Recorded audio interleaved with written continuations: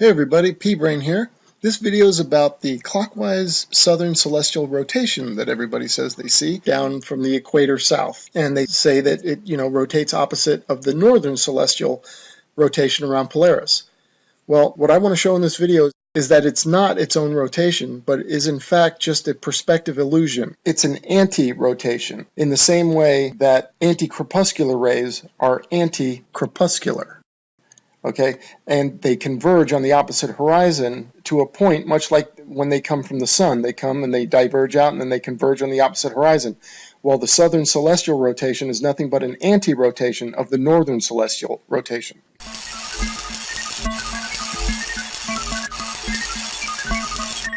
We can only see the dome of our perspective vision, which is about a 12,000 mile diameter circle or 6,000 mile radius. That's all the stars we can see. And the stars lower to the horizon at the edge of that circle, of a 12,000 diameter circle. So as you move, this dome of stars moves with you, or your dome of vision, I call it. Anyway, let's check it out. Well, just like, let's say you're standing at the North Pole, right? And the stars rotate. You have Polaris overhead, and the stars are rotating around you counterclockwise. As you move south, Polaris starts to lower in the northern sky, and the stars start to tip. It's almost, I like to think of it as like a salad bowl, right? And so the salad bowl has the bottom is up, that's where Polaris is, and the rim of the bowl is on the ground. That's also where the sun would go around, from your perspective at the North Pole.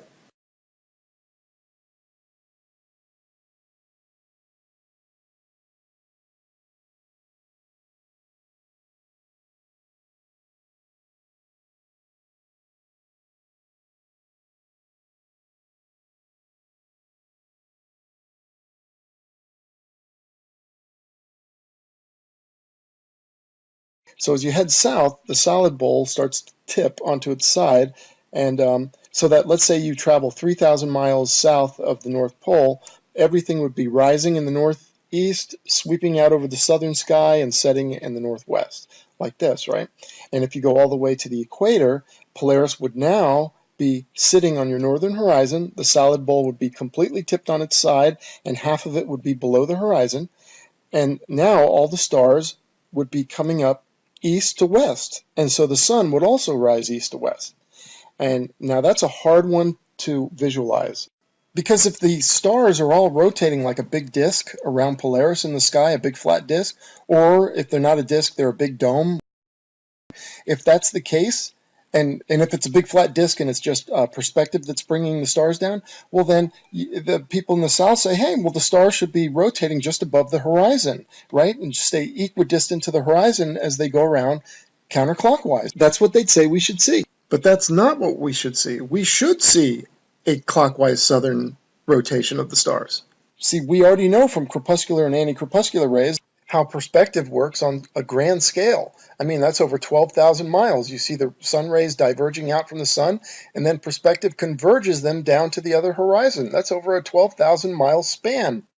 Yeah, and just a little quick side note here. As I was doing the video, I thought of this. It's like, wow, we could see the sun, right? That's 6,000 miles away from us when it's rising.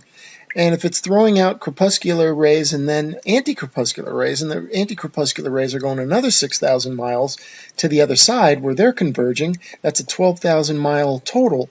How is it we can see that on a ball? I mean, that seems to work for a flat Earth, but how does it work for a ball? Anyway, just a thought. And another objection or question I've heard is on a flat Earth, how can four people around the Earth, like these guys here, how can they all see the same stars at night? Well, as you'll notice there, the stars are rotating around, right? I'd ask the question also is, well, how do we see the same sun? Well, we all see the same sun because the sun rotates around and gives us our daytime. Well, the stars rotate around at each other's nighttime. Okay, now I'm going to show each guy, starting with the top guy. There's his little dome of perspective, or his field of view, that viewing circle, right? It's 6,000 mile radius, and the second guy has his night, and he sees the same stars.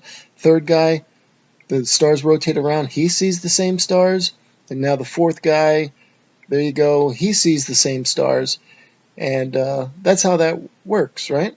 So now the question begs, and I came up with this question working on this video, and so I'm going to beat anybody to it, is how can Sigma Octantis be fixed in the sky? If in fact it is. They say it is. Okay, I'm going with it. Okay, this is so simple, right? Let's take a look at these crepuscular rays. All right. Now, this is a non-convergent crepuscular ray picture. I just want you to see, okay, that's where you would, if I told you to look out at the end of that crepuscular ray, where would you expect it to be? You might point out there, and it'd say, no, it's not there. It's over here. It's converged. 12,000 miles from the sun, the ray has converged to a point. Okay, let's pretend that these are the stars rotating for a second around Polaris, and let's say Sigma Octantis is rotating 12,000 miles from the North Pole, and I want you to see that it's going to sweep across your entire field of view. In reality, but visually, you're not going to see that, because as we converge these lines the way they're supposed to be, they're going to all go to a point. Even though it's circling across your field of view, it's still going to be converged at one point, because it's 12,000 miles from the source, or 6,000 from the observer. Everything converges at that point. And so there you have Sigma Octantis sitting still all night long.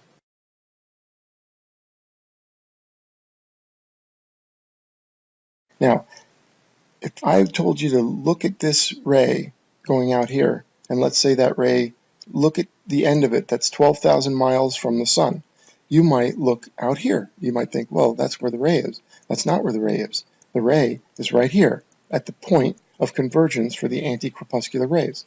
Take a look at any one of these rays. They all go to the same place, you know. Any rays in your western hemisphere of celestial vision, this vision circle, they'll all converge at the same place, 6,000 miles away from where you are, the observer. And I'm going to be tying this into the stars and explain why Sigma Octantis can appear to not move in the sky during the night. So all objects on your anti-crepuscular hemisphere, if you will, that's what I'll call this, 180-degree view, at 6,000 miles away from you, will be at that point of convergence. Now, from the observer, let's break this down into the rays that are 1,000 miles away from you, the anti-crepuscular rays, or look at the crepuscular, either or. But the anti-crepuscular would be this line right here. That's 1,000 miles from you. So that's where all those rays would be at 1,000 miles from you. At 2,000 miles, they would be here. At 3,000 miles, here. At 4,000, here. At 5,000, here. And at 6,000, they go to a point. So we'll get into the stars in a second here, but the stars, like the sun rays, will converge 12,000 miles from the source. Okay, with the crepuscular rays and the anti-crepuscular rays, the source is the sun, and if you're in between, if you're at the equator, so to speak, in between the sun and the end of the anti-crepuscular rays, you will be witnessing 12,000 miles of sun rays that will spread out as they go over you and then converge on the other horizon 6,000 miles away from you, or 12,000 miles away from the sun. Well, the stars do the same thing. They have a 12,000 mile convergence from the northern celestial rotation, and if you're standing at the actual equator on the Earth, you would see the stars converge in the southern sky. They would create an anti-rotation, not a real rotation, just the anti-rotation of the northern celestial rotation. Okay, you'll notice how the stars are rising due east and setting due west on the equator line. So if you're on the equator, that's what you'll see the stars doing if you look overhead. Well, the sun and the moon are also circling around the northern celestial center, and they will also appear during equinox and solstice. The sun will appear to rise due east and set due west in a straight line, and that seems impossible. How can a circling sun create a straight line, or, make a straight line straight up and straight overhead? It's just a perspective issue, just like I show here with the crepuscular rays. See how that forms a straight line right here? Let me run this line up. Because that forms a straight line because it's perspective. Everything to the east of you converges and everything to the west of you converges from your perspective. That's why the sun can appear to rise due east and set due west. I just want to remind you about perspective. Perspective causes everything above us to angle downward, right? The floor angles up and the sky, everything above you angles down. Look at these pictures of clouds, right? They all angle down to the horizon. Everything angles down to the horizon. So does the sun, moon, and stars on a flat Earth.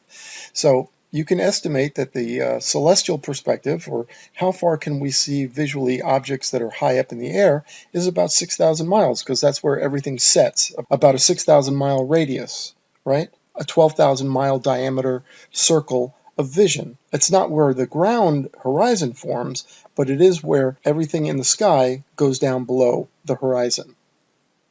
Anti-crepuscular rays appear as though they're coming from a sun on the other horizon. They look the same way that the crepuscular rays do. The crepuscular rays diverge out from the sun, and when you look to the opposite horizon, the anti-crepuscular rays appear to be diverging out from a sun on the other horizon. But they're not. They're just the convergence of the crepuscular rays due to perspective. So it creates this illusion almost as if it's a mirror reflection of the crepuscular rays. So that's why they're called the anti-crepuscular rays. But they're not the source of the light to begin with. The source of the light is the sun. So that's the same way that the stars, the source of the rotation is the northern rotation, not the southern. The southern is just an anti or a perspective produced counter rotation.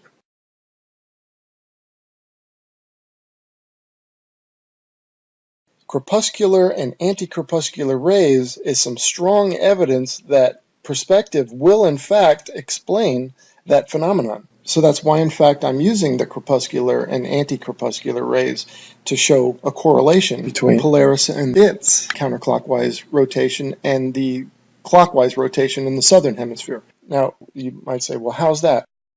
Okay, let's say the sun's overhead, right?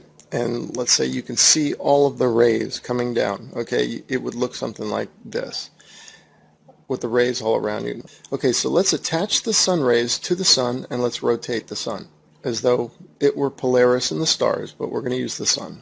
Okay, so as we rotate it, it'd be a counterclockwise rotation around you, right? Okay, now let's take a ground view, right? If you're standing on the ground somewhere and you're looking out to the south, you would expect to see those same sun rays going across the horizon, parallel to the ground, just moving from your left to your right. That would be a counterclockwise rotation from your perspective. Okay, so let's now move the sun down to the horizon. So instead of being overhead, let's say it's in your eastern horizon and it's rising, right? Sunrise. And let's say you have crepuscular rays, all right? They will diverge out from the sun, spread out overhead, and then converge on the western horizon. That's if conditions are right and you could see the anti-crepuscular sun rays.